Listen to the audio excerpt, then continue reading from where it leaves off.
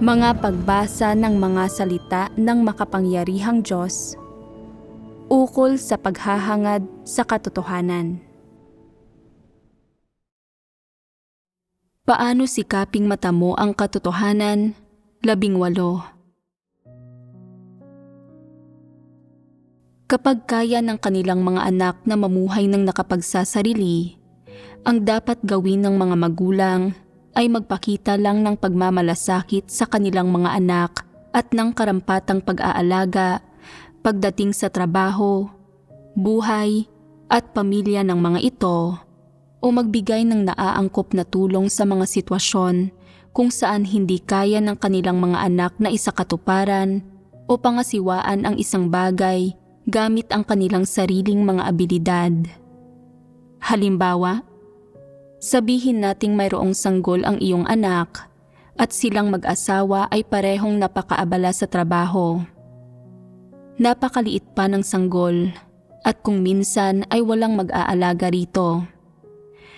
Sa mga ganitong sitwasyon, maaari mong tulungan ang iyong anak na alagaan ang kanilang sanggol. Ito ang responsibilidad ng isang magulang dahil dugo at laman mo ang sanggol at mas ligtas kung ikaw ang mag-aalaga ng kanilang sanggol kaysa sa ibang tao. Kung pinagkakatiwalaan ka ng iyong anak na mag-alaga sa kanyang sanggol, dapat mo itong alagaan. Kung hindi sila panatag na ipagkatiwala sa iyo ang kanilang sanggol at ayaw nilang alagaan mo ito, o kung hindi sila papayag na alagaan mo ito dahil iniingatan ka nila, dahil iniisip ka nila, at nangangamba silang baka hindi kayanin ng katawan mo, kung gayon ay hindi mo sila dapat sumbatan. May mga anak pa nga na sadyang hindi nagtitiwala sa kanilang mga magulang. Iniisip nila na hindi kaya ng kanilang mga magulang na mag-alaga ng isang sanggol, na marunong lang na magpalayaw ng maliliit na bata ang kanilang mga magulang pero hindi marunong magturo sa mga bata at hindi rin maingat pagdating sa kinakain ng mga bata. Kung walang tiwala sa iyo ang anak mo at ayaw nitong ikaw ang mag-alaga sa kanilang sanggol, mas mainam iyon. Magkakaroon ka ng mas maraming libreng oras. Ito ay tinatawag na pagkakasundo ng parehong panig. Parehong hindi nakikialam sa isa't isa ang magulang at anak, at kasabay nito ay nagpapakita sila ng konsiderasyon sa isa't isa. Kapag nangangailangan ng tulong, pagmamalasakit at pag-aalaga ang kanilang mga anak, kailangan lang magbigay ng angkop at karampatang pagmamalasakit, pag-aalaga at pinansyal na suporta ang mga magulang sa kanilang mga anak sa emosyonal o iba pang aspekto. Halimbawa, ipagpalagay na mayroong kaunting ipon ang isang magulang o magaling sila sa kanilang trabaho at mayroong pinagkakakitaan. Kapag nangangailangan ng pera ang kanilang mga anak, maaari silang magbigay ng kaunting tulong kung kaya nila. Kung hindi nila kaya, hindi nila kinakailangang isuko ang lahat ng kanilang ari-arian o mangutang ng pera mula sa loan shark para lang matulungan ang kanilang mga anak. Kailangan lamang nilang gawin kung ano ang makakaya nila para tuparin ang mga responsibilidad na mayroon sila sa balangkas ng pagiging magkapamilya. Hindi kailangang ipagbili ang lahat ng mayroon sila o ibenta ang kanilang mga kidney o dugo o magtrabaho ng todo para lang matulungan ang kanilang mga anak. Ang buhay mo ay pagmamay-ari mo. Ito ay ibinigay sa iyo ng Diyos at mayroon kang sarili mong mga misyon. Taglay mo ang buhay na ito para maisakatuparan mo ang mga misyon na iyon. Taglay din ng iyong mga anak ang kanilang buhay para matapos nila ang kanilang mga landas sa buhay at makumpleto ang kanilang mga misyon sa buhay, hindi para maging mabuting anak sa iyo. Sa makatuwid, nasa hustong gulang man ang kanilang mga anak o hindi pa, ang buhay ng mga magulang ay pagmamay-ari lamang nila, hindi pagmamay-ari ng kanilang mga anak. Natural na hindi libreng yaya o alipin sa kanilang mga anak ang mga magulang. Anuman ang mga ekspektasyon ng mga magulang sa kanilang mga anak, hindi ibig sabihin na hahayaan na lamang nila ang kanilang mga anak na basta-basta silang utus-utusan ng walang anumang kabayaran o na maging utusan, kasambahay o alipin sila ng kanilang mga anak. Anuman ang mga damdamin mo para sa iyong mga anak, ikaw ay isa pa ring taong nakapagsasarili. Hindi mo dapat akuin ang responsibilidad sa kanilang buhay kapag nasa hustong gulang na sila, na para bang ganap na tamang gawin iyon dahil lang sa sila ay mga anak mo. Hindi mo kailangang gawin ito. Sila ay mga taong nasa hustong gulang na. Natupad mo na ang iyong responsibilidad na palakihin sila. Mamumuhay man sila ng maayos o hindi sa hinaharap, kung sila man ay magiging mayaman o mahirap, at kung sila man ay mamumuhay ng masaya o malungkot, personal na nilang usapin iyon. Walang kinalaman ang mga bagay na ito sa iyo. Bilang isang magulang, wala kang obligasyon na baguhin ang mga bagay na iyon. Kung hindi masaya ang kanilang buhay, hindi ka obligadong sabihin na hindi ka masaya. Mag-iisip ako ng paraan para ayusin ito. Ibebenta ko ang lahat ng ari-arian ko. Uubusin ko ang lahat ng lakas ko sa buhay para pasayahin ka. Hindi mo kinakailangang gawin ito. Kailangan mo lang tuparin ang iyong mga responsibilidad, iyon lang. Kung gusto mo silang tulungan, maaari mo silang tanungin kung bakit hindi sila masaya at tulungan silang maunawaan ang problema sa theoretical at psikolohikal na antas. Kung tatanggapin nila ang tulong mo, mas mainam pa iyon. Kung hindi, kailangan mo lang tuparin ang iyong mga responsibilidad bilang magulang at wala ng iba pa. Kung gusto ng iyong mga anak na maghirap, problema na nila iyon. Hindi mo kailangang mag-alala o mabahala tungkol dito o na hindi makakain o makatulog ng maayos. Sobra-sobra na kung gagawin mo iyon. Bakit sobra-sobra na? Dahil nasa hustong gulang na sila. Dapat silang matutong mamahala sa lahat ng bagay na kinakaharap nila sa buhay ng sila lang. Kung nag-aalala ka sa kanila, iyan ay pagmamahal lang. Kung hindi ka nag-aalala sa kanila, hindi ito nangangahulugang wala kang puso o na hindi mo natupad ang iyong mga responsibilidad.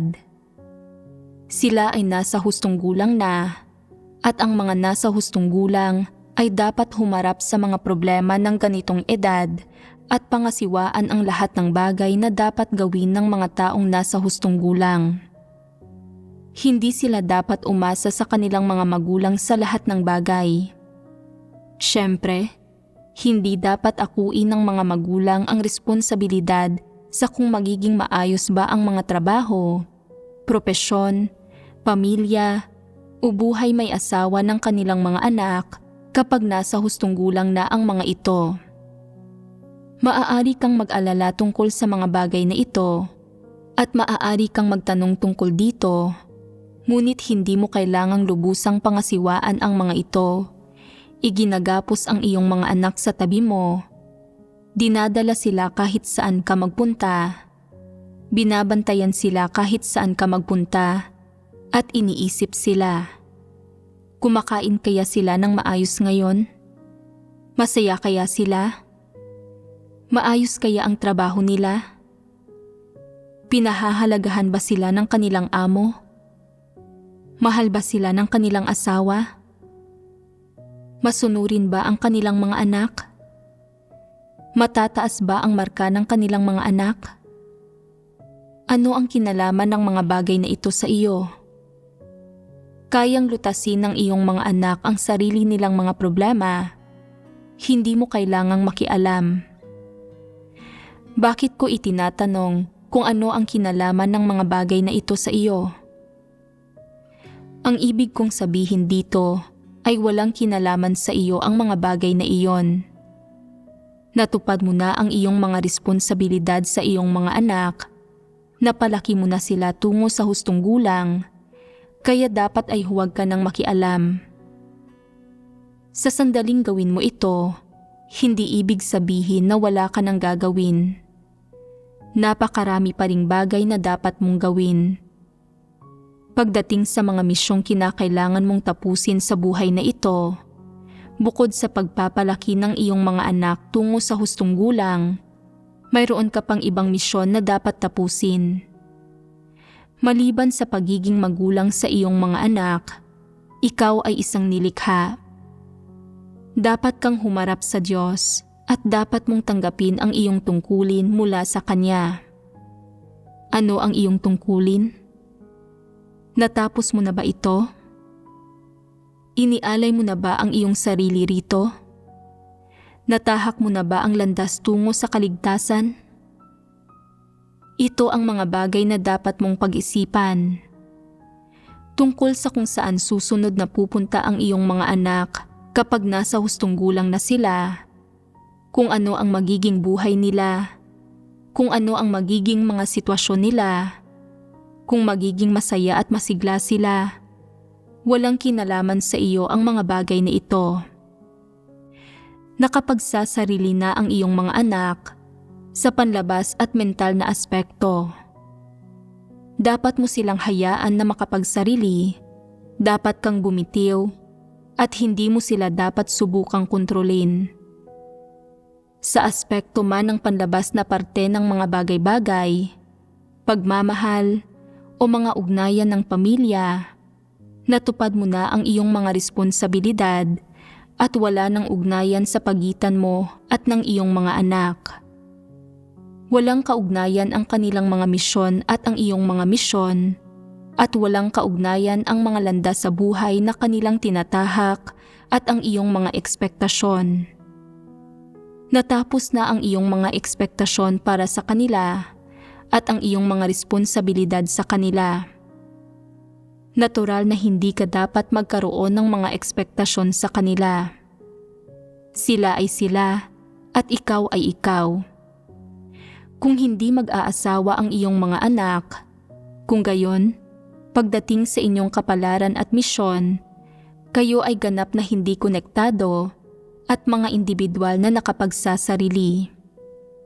Kung mag-aasawa sila at magsisimula ng pamilya, kung gayon, ang inyong mga pamilya ay ganap na mga pamilyang hindi konektado. Ang iyong mga anak ay may kanilang mga kagawian at pamumuhay.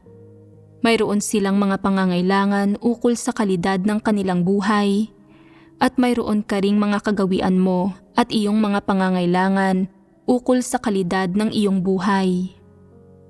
Mayroon kang sariling landas sa buhay at sila ay mayroon ding kanilang mga landas sa buhay. Mayroon kang sariling mga misyon at sila ay mayroon ding kanilang mga misyon. Siyempre, mayroon kang sariling pananampalataya at mayroon din sila. Kung ang kanilang pananampalataya ay nakasalalay sa pera, katanyagan at pakinabang, kayo ay ganap na magkaibang tao. Kung magkapareho kayo ng pananampalataya, kung hinahangad nila ang katotohanan at tinatahak ang landas ng kaligtasan, natural lang na kayo ay ganap na magkaibang individual pa rin. Ikaw ay ikaw at sila ay sila. Hindi mo kailangang makialam pagdating sa landas na tinatahak nila. Maaari mo silang suportahan, tulungan at tustusan. Maaari mo silang paalalahanan at payuhan, pero hindi mo kailangang makialam o makisangkot. Walang sino man ang makapagpapasya kung anong uri ng landas ang tatahakin ng isang tao, kung magiging anong uri sila ng tao, o kung ano ang uri ng kanilang magiging mga paghahangad. Pag-isipan ito, sa anong batayan ako nakaupo rito, nakikipag-usap sa inyo at nagsasalita sa inyo tungkol sa lahat ng bagay na ito. Batay sa inyong kahandaang makinig. Nagsasalita ako dahil handa kayong makinig sa aking mga taimtim na payo. Kung hindi kayo handang makinig o kung aalis kayo, hindi na ako magsasalita. Ang bilang ng mga salitang binibigkas ko ay nakasalalay sa kung handa kayong makinig at kung handa kayong gumugol ng inyong oras at enerhiya para dito. Kung sasabihin mo, hindi ko naiintindihan ang sinasabi mo, maaari bang gawin mong mas detalyado? Kung gayon, gagawin ko ang lahat ng aking makakaya para maging mas detalyado upang maipaunawa sa iyo ang aking mga salita at nang makapasok ka sa mga ito. Kapag nailagak na kita sa tamang landas, nadala ka sa harap ng Diyos at ng katotohanan, at naipaunawa sa iyo ang katotohanan, at kapag napasunod kita sa daan ng Diyos, matatapos na ang aking gampanin. Subalit, pagdating sa kung magiging handa ka bang isagawa ang aking mga salita matapos marinig ang mga ito, o kung anong uri ng landas ang tatahakin mo, anong uri ng buhay ang pipiliin mo, o kung ano ang hahangarin mo, hindi ko na problema ang mga bagay na ito. Kung sasabihin mo, may tanong ako tungkol sa aspektong iyon ng katotohanan, gusto ko itong hanapin. Matyaga kong sasagutin ang iyong tanong. Kung hindi mo na naising hanapin ang katotohanan kahit kailan, pupungusan ba kita dahil doon? Hindi. Hindi kita pipiliting hanapin ang katotohanan o kukutyain o pagtatawanan, at lalong hindi ako manlalamig sa iyo. Aakto pa rin ako gaya ng dati. Kung makagagawa ka ng kamalian sa iyong tungkulin o sadyang magdudulot ng pagkagambala o kaguluhan, mayroon akong mga prinsipyo at pamamaraan para pangasiwaan ka.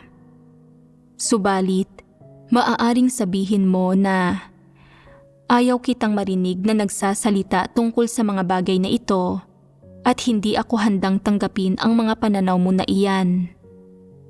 Patuloy kong gagampanan ang aking tungkulin gaya ng dati. Kung gayon, hindi ka dapat lumabag sa mga prinsipyo o sa mga atas administratibo. Kung lalabag ka sa mga atas administratibo, pangangasiwaan kita.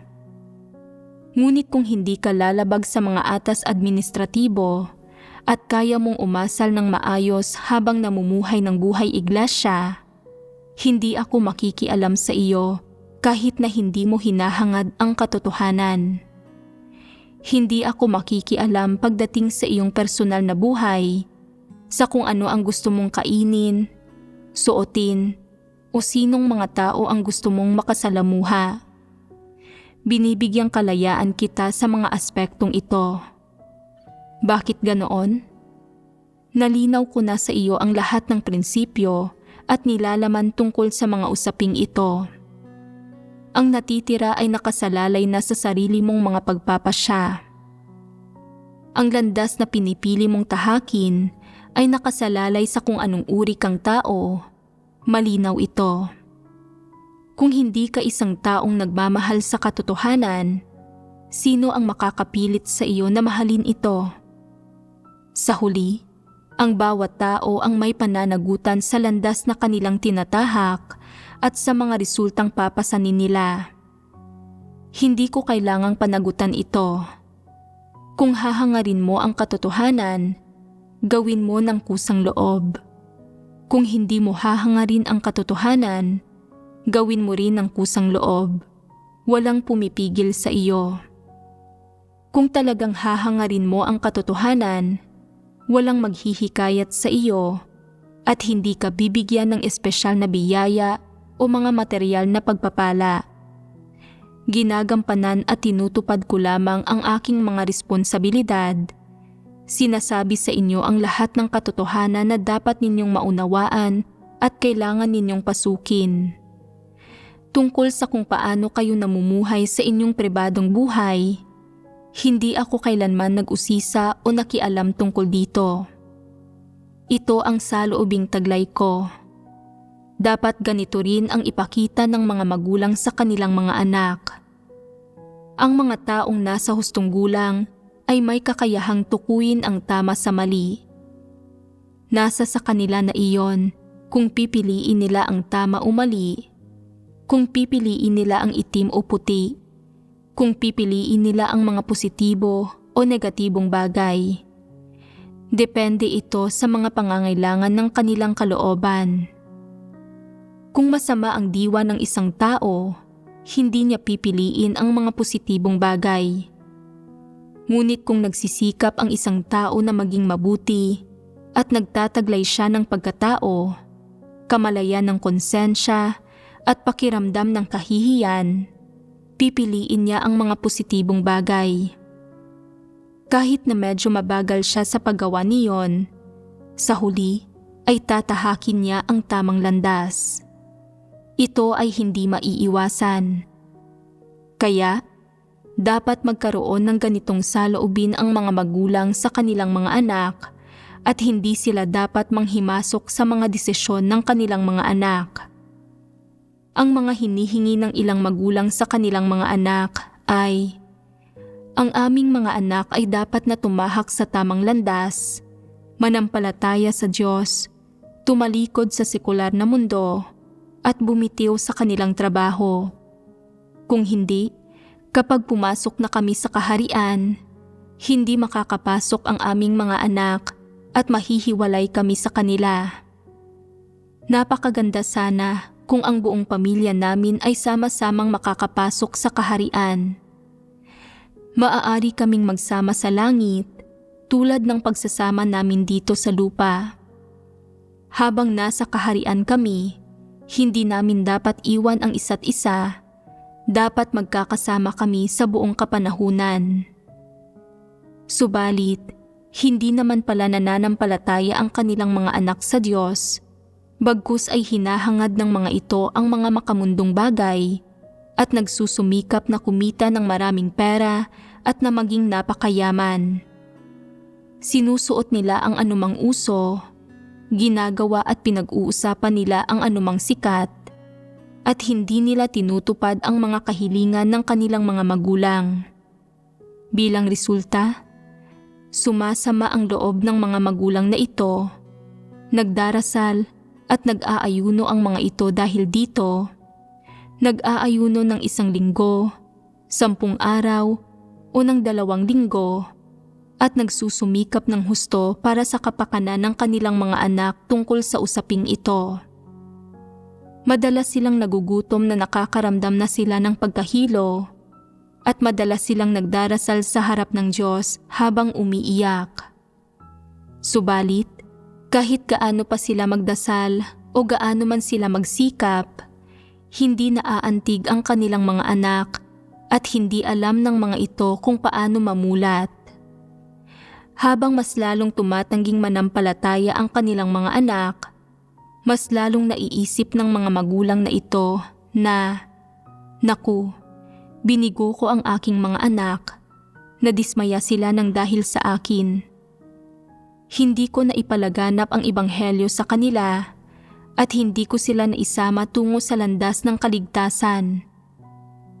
Ang mga hangal na iyon, ito ang landas ng kaligtasan. Hindi sila mga hangal, sadyang wala silang ganitong pangangailangan.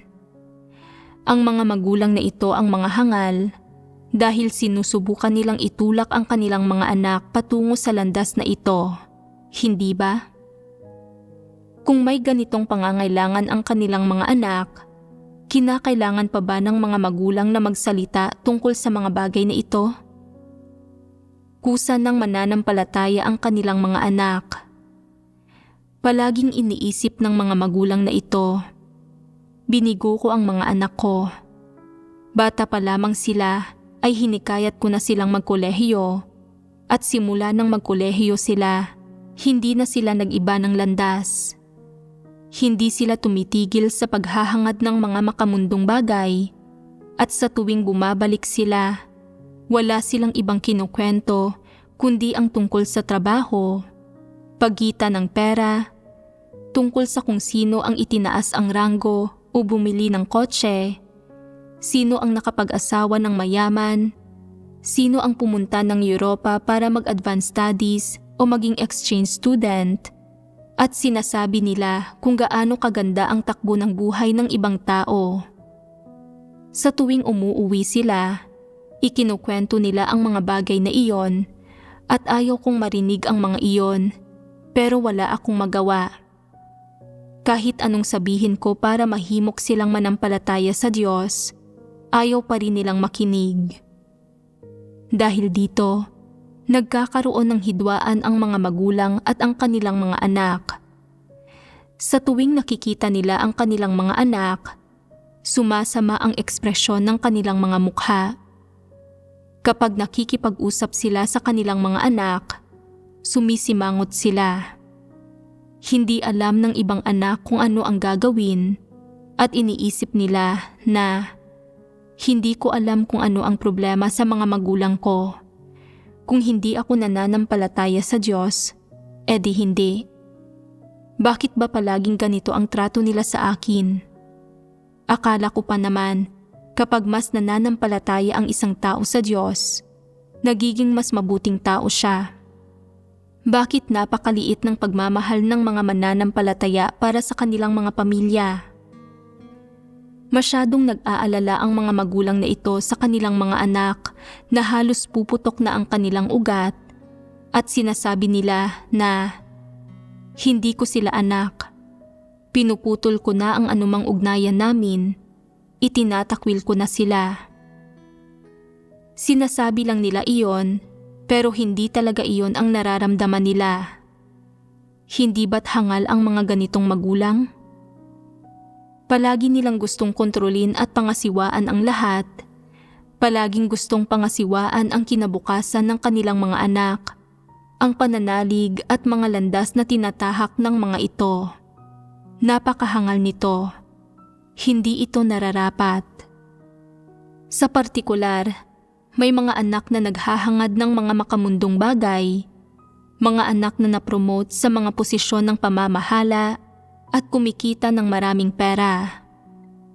Nag-uuwi sila ng bulto-bultong ginseng, mga gintong hikaw at gintong kwintas bilang regalo sa kanilang mga magulang at sinasabi ng kanilang mga magulang, ayaw ko sa mga bagay na ito, ang gusto ko lamang ay maging malusog kayo at sumunod kayo sa akin sa pananampalataya sa Diyos. Ang pananampalataya sa Diyos ay isang napakagandang bagay. At sinasabi naman ng kanilang mga anak, huwag mo nang umpisahan iyan. Na-promote na ako at wala ka man lang ginawa para batiin ako. Kapag nababalitaan ng ibang magulang na na-promote ang kanilang mga anak, nagbubukas sila ng champagne, kumakain sila sa mga mamahaling restaurant, ngunit kapag binibilhan kita ng mga kwintas at hikaw, hindi ka masaya. Ano ang nagawa kong pagkukulang sa iyo? Nagtatampo lang kayo dahil hindi ako nananampalataya sa Diyos. Tama bang magtampo ang mga magulang ng ganito? May iba't ibang paghahangad ang mga tao, iba't ibang landas ang tinatahak nila at sila mismo ang pumipili sa mga landas na ito. Dapat harapin ng mga magulang ang bagay na ito ng tama. Kung hindi kinikilala ng iyong mga anak ang pag-iral ng Diyos, hindi mo dapat igiit na manampalataya sila sa Diyos. Hindi kailanman nagtatagumpay ang pagpilit sa mga bagay-bagay. Kung ayaw nilang manampalataya sa Diyos at hindi sila ganoong uri ng tao, kung gayon, kapag mas binabanggit mo ito, mas lalo kang maiinis sa kanila at maiinis din sila sa iyo. Pareho lang kayong maiinis. Ngunit ang pagkainis ninyong pareho ay hindi ang mahalaga.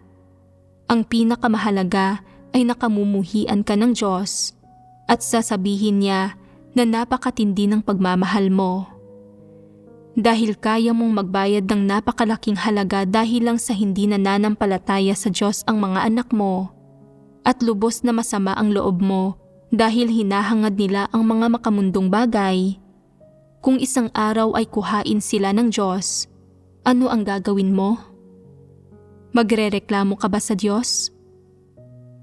Kung sa puso mo, ang iyong mga anak ang lahat-lahat sa iyo, kung sila ang iyong kinabukasan, ang iyong pag-asa, at ang iyong buhay, kung gayon, isa ka pa rin bang taong nananampalataya sa Diyos? Hindi ba't kasusuklaman ka ng Diyos dahil ganito ang ikinikilos mo? Ang pagkilos mo ay napakahangal, hindi tugma sa mga prinsipyo, at hindi masisiyahan ang Diyos dito. Kaya, kung matalino ka, hindi mo gagawin ang mga ganitong bagay. Kung hindi nananampalataya ang mga anak mo, dapat hayaan mo na lang sila. Naiparating mo na ang lahat ng argumento na dapat mong iparating at nasabi mo na ang nararapat mong sabihin, kaya hayaan mo silang gumawa ng sarili nilang mga pagpapasya. Patuloy mong ingatan ang relasyon na mayroon ka sa iyong mga anak. Kung nais nilang maging mabuting anak sa iyo, kung gusto ka nilang pahalagahan at alagaan, hindi mo ito kailangang tanggihan. Kung gusto ka nilang dalhin para mamasyal sa Europa, ngunit nakakahadlang ito sa paggampan mo sa iyong tungkulin, at ayaw mong sumama, kung gayon ay huwag ka nang sumama. Pero kung nais mong sumama at may oras ka, kung gayon ay sumama ka. Walang masama sa pagpapalawak ng iyong mga kaalaman. Hindi madudumihan ang iyong mga kamay rito at hindi ito kokondinahin ng Diyos. Kung bibilhan ka ng iyong mga anak ng ilang magandang bagay, masarap na pagkain o mga damit, at iniisip mo na nababagay sa isang santo na suotin o gamitin ang mga ito, kung gayon ay tamasahin mo ang mga ito at ituring na biyaya mula sa Diyos. Kung ayaw mo sa mga bagay na iyon, kung hindi ka nasisiyahan sa mga ito, kung sa tingin mo ay sagabal at kasuklam-suklam ang mga ito, at kung ayaw mong tamasahin ang mga ito, maaari mong tanggihan ang mga ito, sabihin na, "Masaya na ako na makita kayo. Hindi ninyo kailangang magdala ng mga regalo o gumastos para sa akin. Hindi ko kailangan ang mga bagay na iyon. Gusto ko lang na maging ligtas at masaya kayo." Hindi ba't kahanga-hanga iyon? Kung sasabihin mo ang mga salitang ito at pinaniniwalaan mo ang mga bagay na ito sa iyong puso, kung talagang hindi mo hinihingi sa iyong mga anak na magtusto sa iyo ng anumang material na kaginhawahan o natulungan ka na makibahagi sa kanilang tagumpay, kung gayon ay hahangaan ka ng iyong mga anak, hindi ba? Tungkol naman sa anumang paghihirap nila sa trabaho o buhay, gawin mo ang lahat ng iyong makakaya na tulungan sila sa tuwing may magagawa ka. Kung ang pagtulong sa kanila ay makakaapekto sa paggampan mo ng iyong tungkulin, maaari kang tumanggi. Karapatan mo iyon. Dahil wala ka ng anumang pananagutan sa kanila, dahil wala ka ng anumang responsibilidad sa kanila, at sila ay mga nasa hustong gulang na at marunong magsarili, kaya na nilang pamahalaan ang sarili nilang buhay. Hindi mo sila kailangang paglingkuran ng walang kondisyon o sa lahat ng oras. Kung hihingan ka ng tulong ng iyong mga anak at ayaw mo silang tulungan, o kung makakaapekto ito sa paggampan mo ng iyong tungkulin, maaari kang tumanggi. Karapatan mo iyon. Bagamat kadugo mo sila at ikaw ang magulang nila, ito ay isang relasyon lamang ng formalidad, dugo at pagmamahalan. Pagdating sa iyong mga responsibilidad, malaya ka na mula sa ugnayan ninyo. Kaya, kung matalino ang mga magulang, hindi sila magkakaroon ng anumang ekspektasyon, hinihingi o pamantayan para sa kanilang mga anak kapag umabot na ang mga ito sa hustong gulang, at mula sa perspektiba o posisyon ng isang magulang, hindi nila hihingiin na kumilos sa partikular na paraan ang kanilang mga anak o na gumawa ng mga partikular na bagay dahil nakapagsasarili na ang kanilang mga anak. Kapag ang iyong mga anak ay nakapagsasarili na, ibig sabihin ay natupad mo na ang lahat ng iyong responsibilidad sa kanila. Kaya, anuman ang gawin mo para sa iyong mga anak kapag pinahihintulutan ng mga sitwasyon, pinakikitaan mo man sila ng malasakit o pag-aalaga, ito ay pagmamahal lamang at ito ay kalabisan. O kung hihilingin sa iyo ng mga anak mo na gumawa ng isang bagay, iyon ay kalabisan din. Hindi ito isang bagay na tungkulin mong gawin. Dapat mong maunawaan ito. Malinaw na ba ang mga bagay na ito? Ipagpalagay ng may isa sa inyo ang magsasabi, "Hindi ko kayang bitiwan ang mga anak ko kailanman. Ipinanganak sila na may mahinang katawan at likas silang duwag at mahina ang loob. Hindi rin gaanong mahusay ang kakayahan nila at palagi silang inaapi ng ibang tao sa lipunan. Hindi ko sila kayang bitiwan." Kung hindi mo kayang bitiwan ang iyong mga anak, hindi ito nangangahulugan na hindi ka patapos sa pagtupad ng iyong mga responsibilidad sa kanila. Ito ay bunga lamang ng iyong mga damdamin. Maaaring sabihin mo, "Palagi akong nag-aalala at napapaisip kung kumakain ba ng maayos ang mga anak ko o kung mayroon silang anumang problema sa tiyan. Kung hindi sila kumakain sa tamang oras at palagi na lang nag-o-order ng pagkain sa labas sa loob ng mahabang panahon, magkakaroon ba sila ng mga problema sa tiyan? Magkakasakit ba sila? At kung may sakit sila, mayroon bang mag-aalaga sa kanila, magpapakita ng pagmamahal sa kanila? Mag-aalala ba sa kanila ang kanilang mga asawa at aalagaan sila? Ang iyong mga alalahanin ay sadyang nagmumula sa iyong mga damdamin at sa pagiging magkadugo ninyo ng mga anak mo, ngunit ang mga ito ay hindi mo mga responsibilidad. Ang mga responsibilidad na ibinigay ng Diyos sa mga magulang ay ang mga responsibilidad lamang ng pagpapalaki at pag-aalaga sa kanilang mga anak bago umabot sa hustong gulang ang mga ito. Kapag nasa hustong gulang na ang kanilang mga anak, wala nang responsibilidad sa kanila ang mga magulang. Ito ang pagtingin sa mga responsibilidad na dapat tuparin ng mga magulang mula sa perspektiba ng ordinasyon ng Diyos.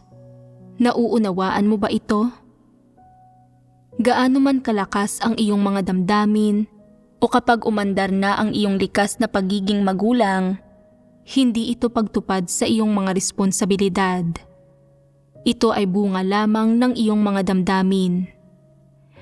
Ang mga bunga ng iyong damdamin ay hindi nagmumula sa katwiran ng pagkatao o sa mga prinsipyo na itinuro ng Diyos sa tao o sa pagpapasakop ng tao sa katotohanan, at lalong hindi nagmumula ang mga ito sa mga responsibilidad ng tao.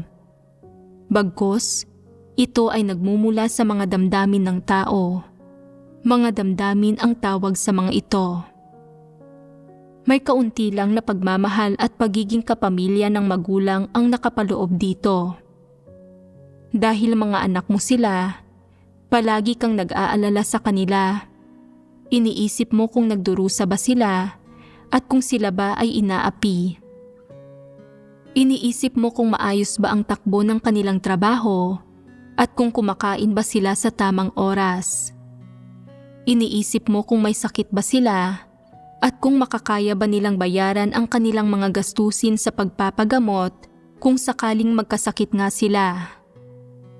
Madalas mong iniisip ang mga bagay na ito at wala talagang kinalaman ang mga ito sa iyong mga responsibilidad bilang magulang. Kung hindi mo mabitiwan ang mga alalahaning ito, masasabi lang na namumuhay ka ng nababalot sa iyong mga damdamin at hindi ka makalaya mula sa mga ito. Namumuhay ka lang ng nababalot sa iyong mga damdamin, pinangangasiwaan ang iyong mga anak ayon sa iyong mga damdamin, sa halip na mamuhay ayon sa definisyon ng mga responsibilidad ng magulang na ibinigay ng Diyos. Hindi ka namumuhay ayon sa mga salita ng Diyos. Dinadama, tinitingnan, at pinangangasiwaan mo lang ang lahat ng bagay na ito ayon sa iyong mga damdamin. Nangangahulugan ito na hindi mo sinusunod ang daan ng Diyos. Malinaw ito. Ang iyong mga responsibilidad bilang magulang, ayon sa itinuro sa iyo ng Diyos, ay natapos na sa sandaling nasa hustong gulang na ang iyong mga anak. Hindi ba't madali at simple ang paraan ng pagsasagawa na itinuro sa iyo ng Diyos? Kung magsasagawa ka ayon sa mga salita ng Diyos, hindi ka gagawa ng mga walang kabuluhang bagay at bibigyan mo ng kalayaan ang iyong mga anak at ng pagkakataon na mapaunlad ang kanilang sarili nang hindi nagdudulot ng dagdag na problema o abala sa kanila o ng dagdag na pasanin sa kanila.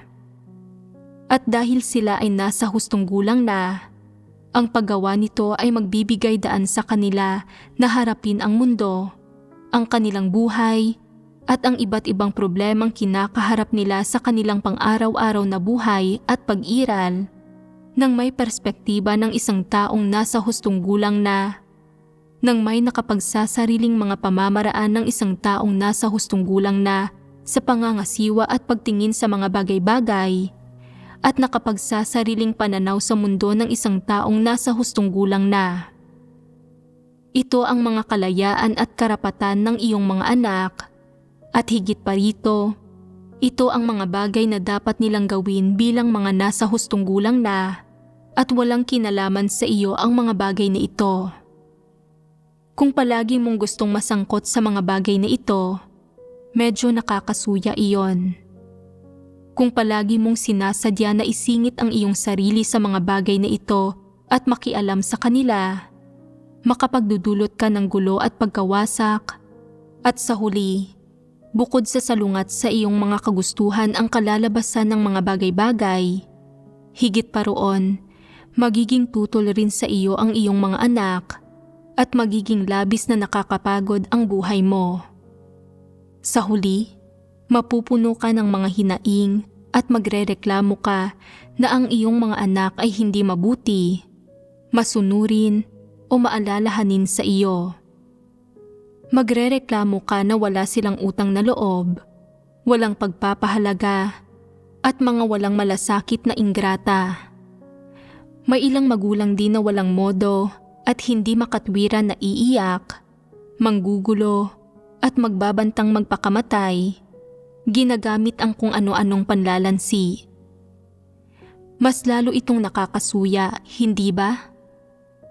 Kung matalino ka, hahayaan mo ang likas na takbo ng mga bagay-bagay, mamumuhay ka ng magaan at tutuparin mo lang ang iyong mga responsibilidad bilang magulang. Kung sinasabi mong gusto mong alagaan ang iyong mga anak at magpakita sa kanila ng malasakit alang-alang sa pagmamahal, kung gayon, ayos lang na magpakita sa kanila ng nararapat na malasakit. Hindi ko sinasabi na basta nalang putulin ng mga magulang ang ugnayan nila sa kanilang mga anak sa sandaling umabot na sa hustong gulang ang mga ito at natupad na ng mga magulang ang kanilang mga responsibilidad. Hindi dapat lubusang pabayaan ng mga magulang ang kanilang mga anak na nasa hustong gulang na. Hindi nila dapat sabihin sa kanilang mga anak na basta nalang humayo ang mga ito ng mag-isa o baliwalain ang mga ito kahit gaano pa kalaki ang mga suliraning kinakaharap ng mga ito, kahit itinutulak na ng mga suliraning iyon ang kanilang mga anak sa bingit ng kamatayan. O hindi sila dapat na tumangging mag-alok ng tulong sa kanilang mga anak kapag kailangan sila ng mga ito. Mali rin ito. Ito ay labis-labis. Kapag kailangan ng iyong mga anak na magtapat ng saloobin sa iyo, dapat kang makinig at pagkatapos mong makinig, dapat mong itanong kung ano ang kanilang iniisip at balak na gawin. Maaari ka ring magbigay ng sarili mong mga suhestyon. Kung may sarili silang mga iniisip at plano, at hindi nila tinatanggap ang iyong mga suhestyon, sabihin mo na lang na, sige, dahil nakapagpasya ka na, anuman ang kahihinatnan nito sa hinaharap, ikaw na ang may pananagutan doon. Buhay mo iyan. Kailangan mong tahakin at tapusin ang iyong sariling landas sa buhay. Walang iba ang maaaring managot sa buhay mo. Kung buo na ang isip mo, susuportahan kita. Kung kailangan mo ng pera, pwede kitang bigyan ng kaunti. Kung kailangan mo ang tulong ko, pwede kitang tulungan sa abot ng makakaya ko. Tutal, magulang mo ako, kaya wala nang dapat sabihin pa. Pero kung sasabihin mo na hindi mo kailangan ang aking tulong o pera, at kailangan mo lang na makinig ako sa iyo, mas madali iyon. Pagkatapos, nasabi mo na ang kailangan mong sabihin, nasabi na rin nila ang kailangan nilang sabihin. Nailabas na nila ang lahat ng kanilang hinaing, lahat ng kanilang galit ay naibulalas na. Pupunasan nila ang kanilang mga luha, aalis sila at gagawin ang kailangan nilang gawin at matutupad mo na ang iyong mga responsibilidad bilang magulang. Ito ay ginagawa alang-alang sa pagmamahal. Tinatawag itong pagmamahal.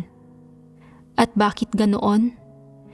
Dahil bilang isang magulang, wala ka namang anumang masamang intensyon sa mga anak mo.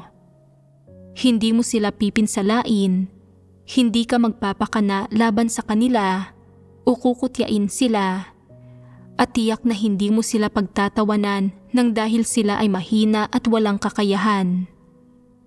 Ang mga anak mo ay maaaring umiyak, magbulalas at magreklamo sa harap mo nang walang pagpipigil na para bang sila ay maliliit na bata.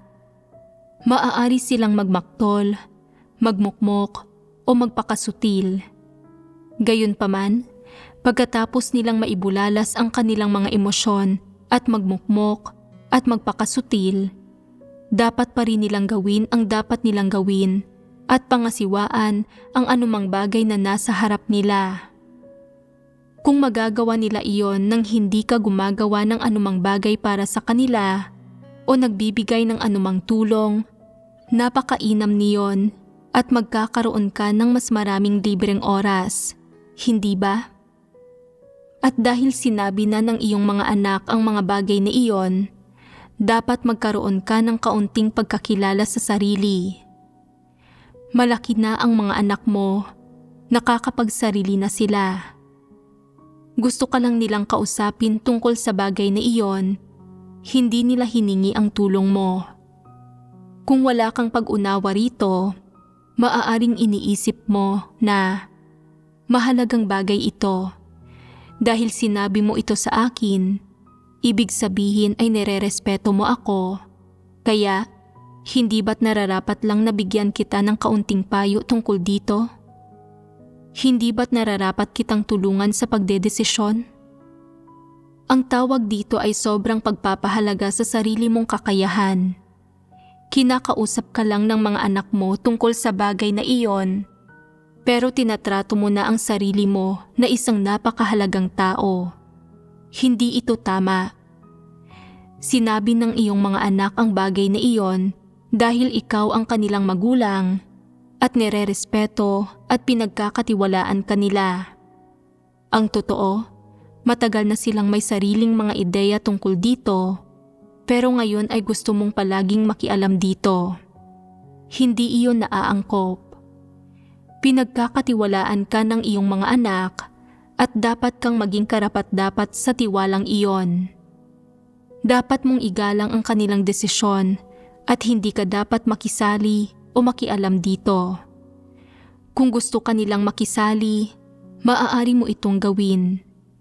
At ipagpalagay na nang makisali ka na nga, napagtanto mo na, naku, napakalaking problema nito. Maaapektuhan nito ang paggampan ko sa aking tungkulin. Hindi talaga ako pwedeng makisali rito. Bilang isang mananampalataya sa Diyos, hindi ko magagawa ang mga bagay na ito. Kung gayon, dapat agad kang humiwalay sa usaping iyon. Sabihin ng gusto pa rin nilang makialam ka at iniisip mo, hindi ako makikialam. Ikaw mismo ang dapat na mga siwa rito. Sapat nang nakinig ako sa pagbubulalas mo ng hinaing na ito at ng lahat ng walang katuturang isyu na ito. Natupad ko na ang mga responsibilidad ko bilang magulang.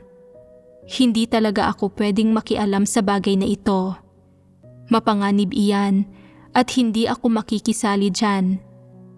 Kung gusto mo, sige, harapin mo iyan ng mag-isa. Hindi ba't angkop ito? Ito ay pagkakaroon ng paninindigan. Hindi mo dapat bitiwan ang mga prinsipyo o ang iyong paninindigan kailanman. Ito ang mga bagay na dapat gawin ng mga magulang. Naintindihan mo ba ito? Madali bang gawin ang mga bagay na ito? Sa katunayan, madaling gawin ang mga ito. Pero kung palagi kang kumikilos ayon sa iyong mga damdamin, at kung palagi kang nakakulong sa iyong damdamin, magiging mahirap para sa iyo na makamit ang mga bagay na iyon. Mararamdaman mo na napakasakit nitong gawin, na hindi mo kayang talikuran ang bagay na ito, at na hindi mo rin ito kayang pasanin, o na hindi mo kayang sumulong o umatras. Anong salita ang magagamit para ilarawan ito? Naiipit. Maiipit ka roon. Nais mong makinig sa mga salita ng Diyos at isagawa ang katotohanan, ngunit hindi mo mabitiwan ang iyong mga damdamin. Mahal na mahal mo ang mga anak mo, pero nararamdaman mong hindi ito naaangkop, nasalungat ito sa mga turo ng Diyos at sa mga salita ng Diyos. May problema ka.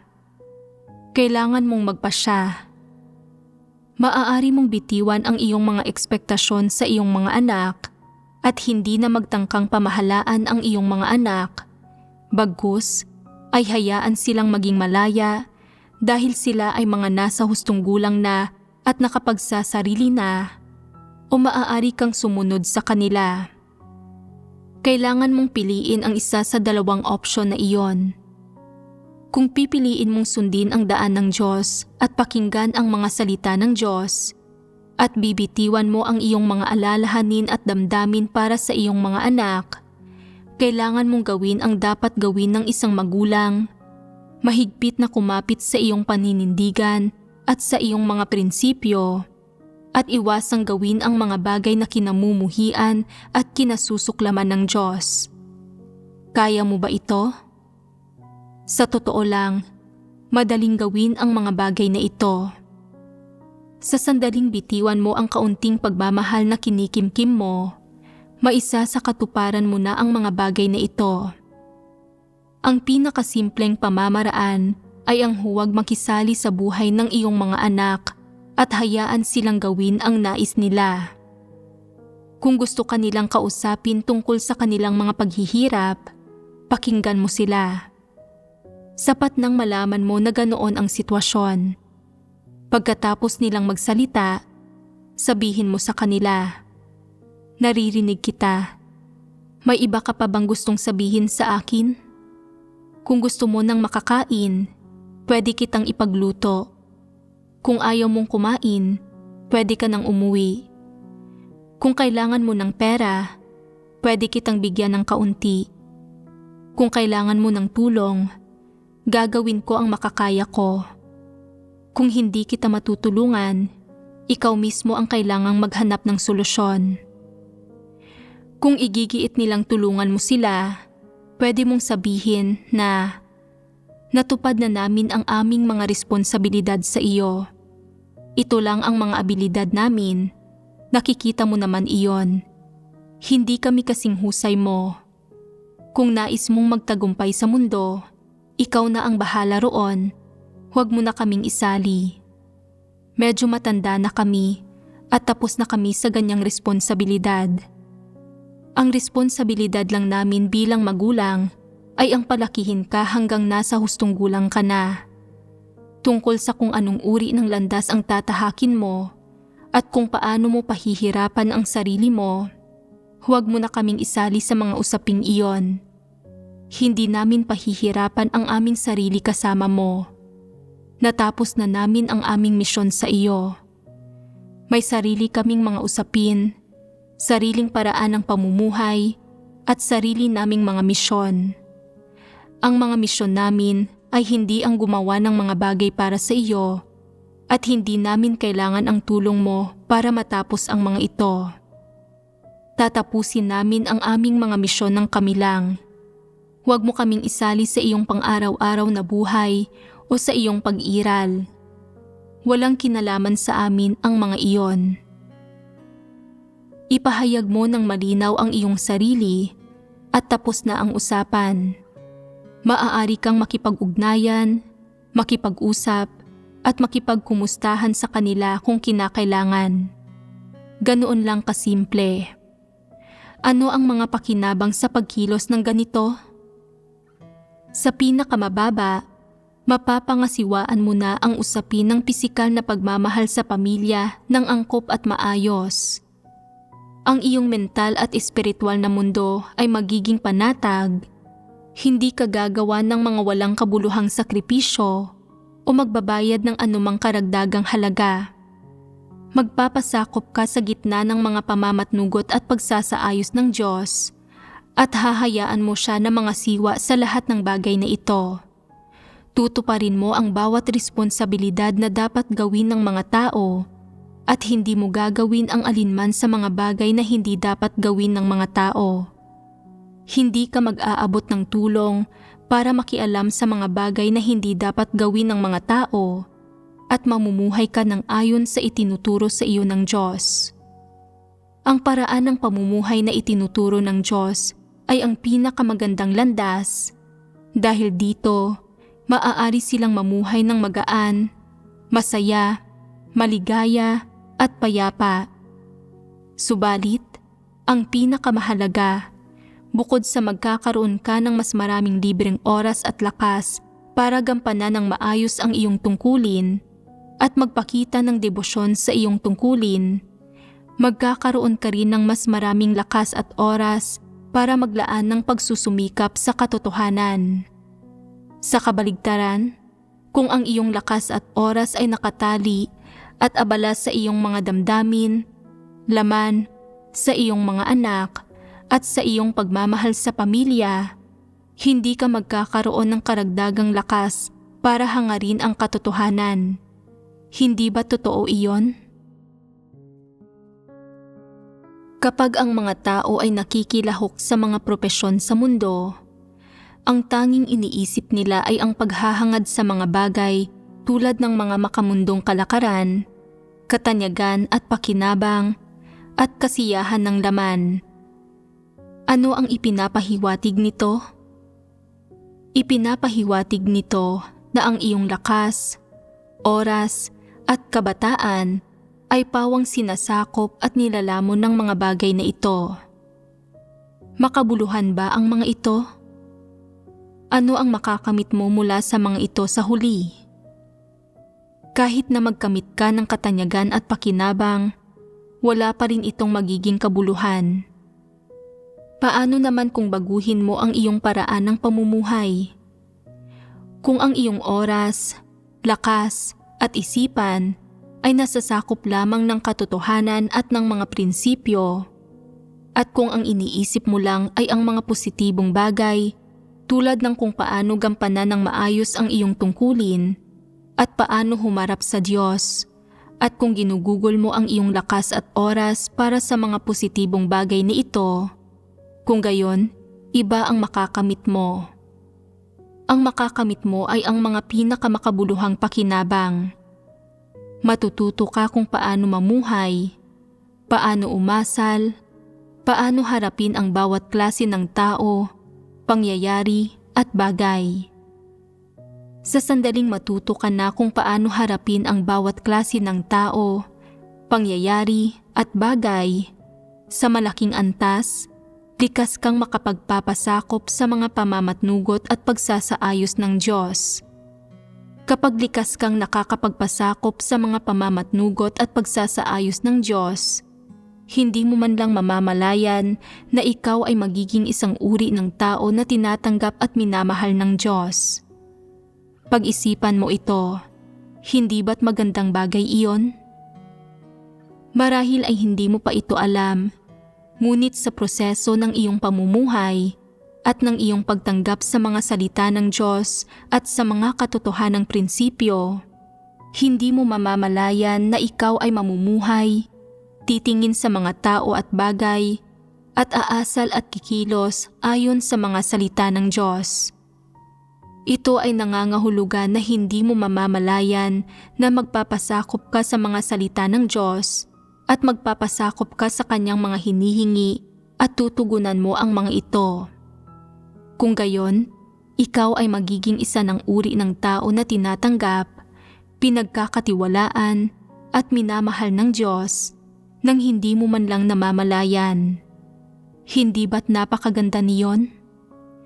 Sa makatuwid, kung igugugol mo ang iyong lakas at oras para hangarin ang katotohanan at gampanan ng maayos ang iyong tungkulin, ang makakamit mo sa huli ay ang mga pinakamahalagang bagay.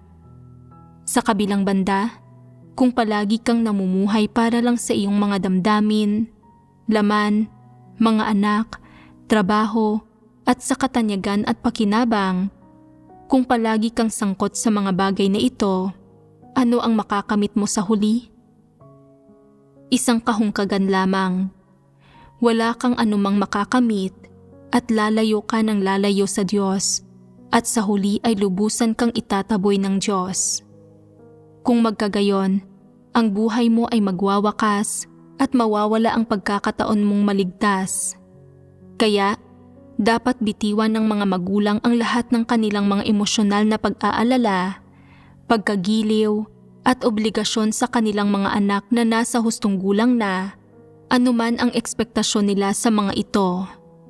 Wala silang dapat na maging ekspektasyon sa kanilang mga anak sa emosyonal na aspekto mula sa katayuan o posisyon ng isang magulang. Kung maisa sa katuparan mo ang mga bagay na ito, maganda iyon. Sa pinakamababa, matutupad mo na ang iyong mga responsibilidad bilang magulang at ikaw ay magiging sapat na tao na nagkataon lang na isa ring magulang sa mga mata ng Diyos. Sa anumang perspektiba ng tao mo ito tinitingnan, mayroong mga prinsipyo para sa mga bagay na nararapat gawin ng mga tao at sa perspektiba at posisyon na dapat nilang panghawakan. At mayroong mga pamantayan ang Diyos ukol sa mga bagay na ito, hindi ba? Tapusin na natin dito ang ating pagbabahaginan tungkol sa mga ekspektasyon ng mga magulang sa kanilang mga anak at sa mga prinsipyong dapat nilang isagawa kapag nasa hustong gulang na ang kanilang mga anak. Paalam.